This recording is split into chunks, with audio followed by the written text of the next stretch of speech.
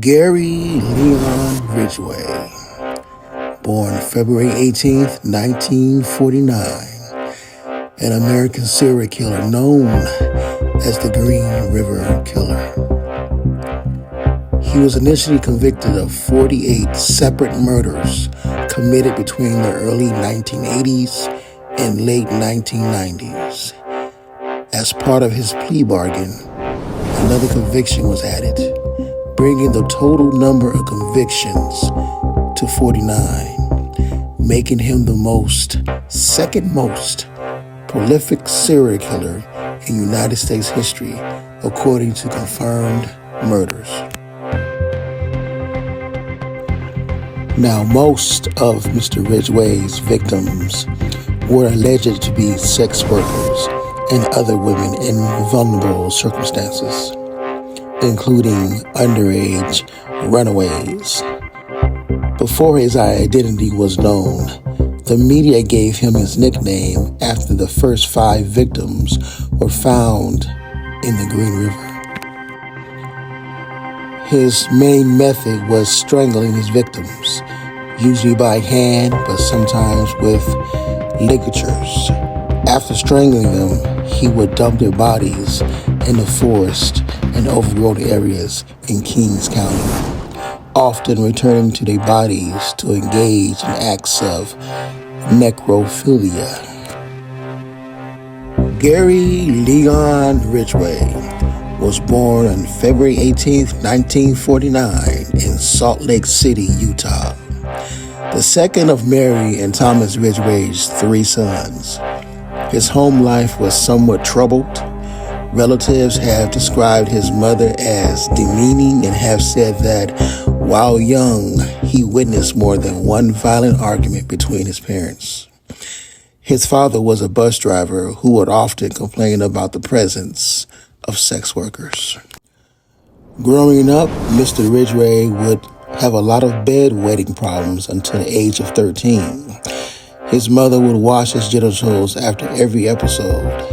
He would later tell the defense psychologist that as an adolescent, he had conflicting feelings of anger and sexual attraction toward his mother and fantasized about killing her. Ridgway is dyslexic and was held back a year in high school.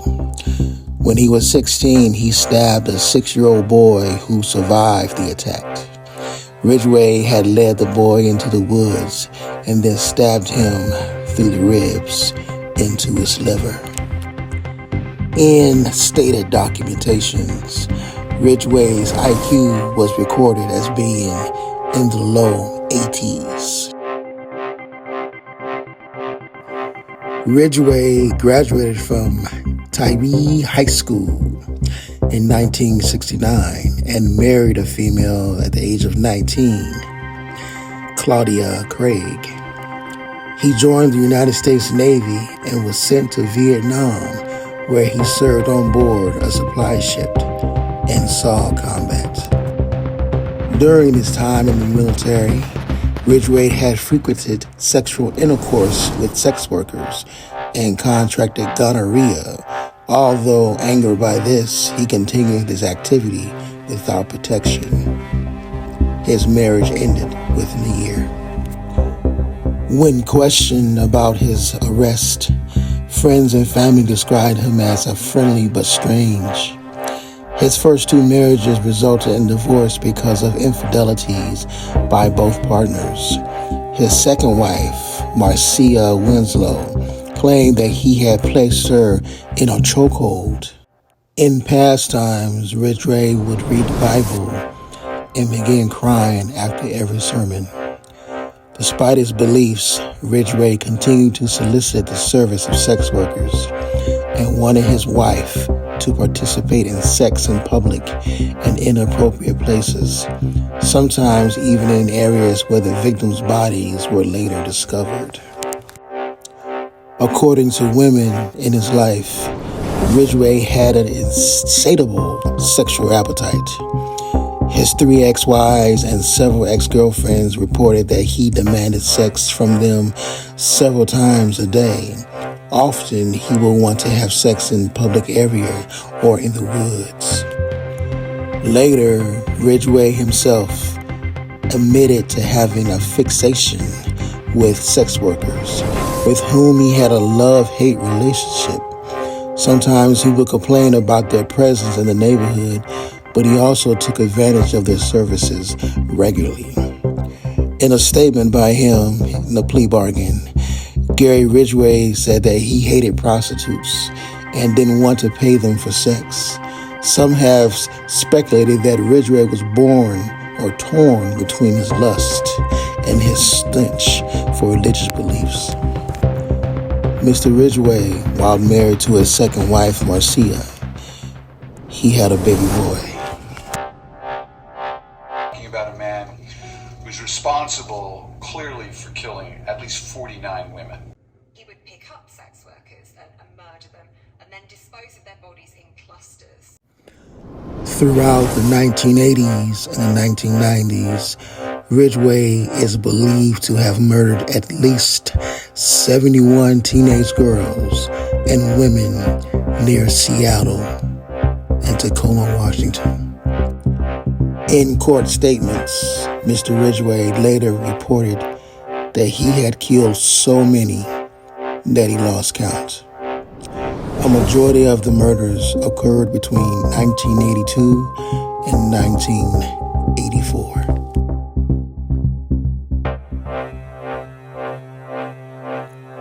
The victims were believed to be either sex workers or runaways, whom he picked up along the Pacific Highway South. Ridgway sometimes showed the woman a picture of his son to trick them into trusting him.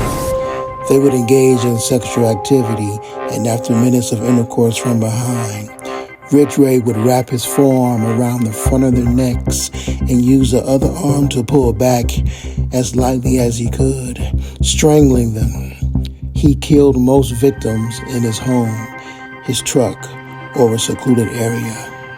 Most of their bodies were dumped in wooded areas around the Green River, Seattle-Tacoma International Airport, and others dump sites within South King County. There were also other two confirmed and other two suspected victims found in the Portland, Oregon area. The bodies were often left in clusters, sometimes posed, usually nude.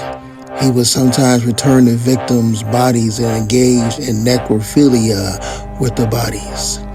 Ridgway later explained that he did not find necrophilia more sexually satisfying, but having sex with the deceased reduced his need to obtain a living victim and thus limited his exposure to being caught. In the early 1980s, the King County Sheriff's offices formed the Green River Task Force to investigate the murders. Task Force members included Robert Kept and David Recht, who periodically interviewed incarcerated serial killer Mr. Ted Bundy. Mr. Ted Bundy offered his opinions on the physiology, the psychology, the motivations, and the behavior of the killer. He suggested that the killer was revisiting the dump sites to have sex with the victims, which turned out to be very true. Mr. Ted Bundy also told the police if they found a fresh grave, they should do a stakeout and wait for him to come back. Ridgway was arrested in 1982, 2001 on charges related to prostitution. He became a suspect in the Green River killings in 1983. In 1984, Mr. Ridgway passed a polygraph test. On April 7th, 1987, police took a sting of his hair and saliva samples from Mr. Ridgway. Around 1985, prior to the arrest, Mr. Ridgway began dating Miss Judith Mawson, who became his third wife in 1988. Mawson claimed in a 2010 television interview that when she moved into the house when they were dating, there was no carpet. Detectives later told her that he had probably wrapped a body in the carpet. He wasn't just raped and killed killed these women, he has extended his power and control over them. So some are found with objects inserted inside them, stones essentially. A book writer interviewed Ridgway in prison, and he said while he was in the relationship with Miss Mawson, his kill rate went down, that he had truly loved her. Of his 49 known victims, only 3 were killed after his marriage to her. Mawson told a local TV reporter, "I feel I have saved lives by being his wife and making him happy."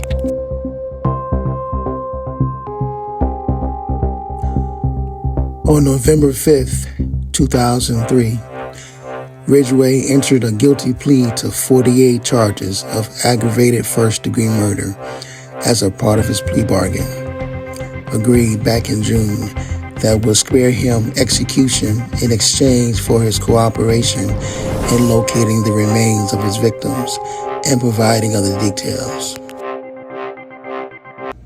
Despite pleading guilty to 49 murders, Riker says 51 murders have been connected to Ridgway, and Ridgway told investigators he believes he killed around 65 to 70 women. Back to you. On December 18th, 2003, King County Superior Court Judge Richard Jones sentenced Ridgway to 48 life sentences without the possibility of parole to be served consecutively. He was also sentenced to an additional 10 years for tampering with evidence for each of his 48 victims, adding 480 years to his 48 life sentences. Later, he was given another life sentence after the remains of his 49th victim were found. And Susanna, you covered this case for years. You were inside the courtroom when Ridgway was sentenced. Ridgway confessed to more confirmed murders than any other American serial killer. Over a period of 5 months of police and prosecutor interviews, he confessed to 48 murders, 42 of which were only the police's list of probable Green River killer victims. On February 9, 2004, county prosecutors began to release the videotape records of Ridgway's confessions. It was the longest-running unsolved case of a serial murder in the Northern Hemisphere. And people just couldn't believe that year after year would go by, more and more bodies would be found. In his own confessions, he acknowledged that he had targeted prostitutes because they were easy to pick up, and that he hated most of them. He confessed that he had sex with his victims' bodies after he murdered them, but claimed he began burying the later victims so that he could resist the urge to commit necrophilia. Ridgway confessed to murdering at least 71 victims. Ridgway's victims were not of any specific race or ethnicity. Rather, they were all financially poor, except for 3 of them were all younger women and girls between the ages of 14 and 26, whom he found in vulnerable circumstances, often working as prostitutes or having to run away from home. And I've highlighted one.